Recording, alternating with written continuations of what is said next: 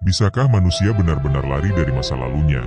Atau hanya pura-pura berdamai dengan luka yang tak pernah sembuh itu? Ada bekas yang tidak hilang, meski waktu terus berjalan dengan begitu lamanya.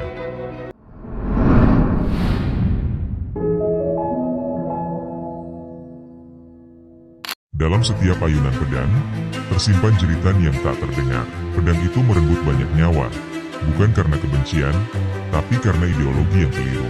Dan setiap jiwa yang hilang, menjadi noda abadi yang menggores batinnya.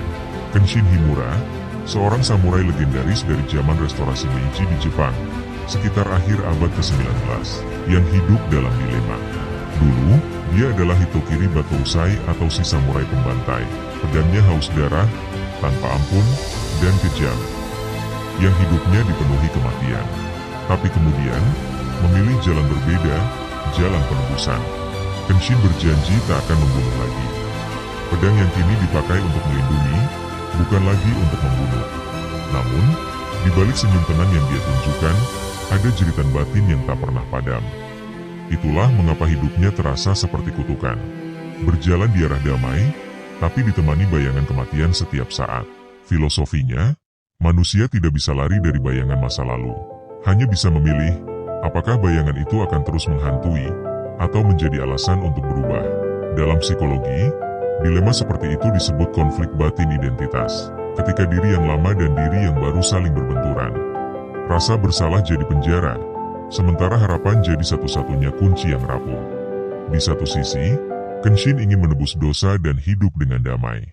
Tapi di sisi lain, dunia tidak akan pernah membiarkannya lepas dari bayangan kelam itu.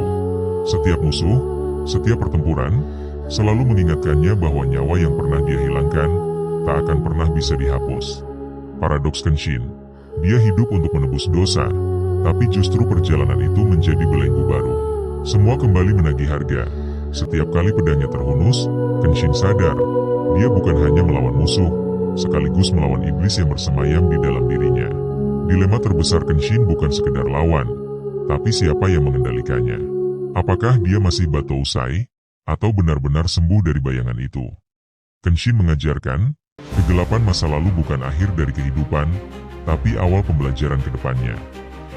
Kekuatan sejati ada dalam diri, dan pada jiwa yang sanggup menanggung luka. Karena manusia tidak diukur dari masa lalu, melainkan dari keberanian untuk terus hidup bersama bayangannya. Kita bukan sekadar korban keadaan, tapi manusia yang sedang ditempa menjadi lebih kuat.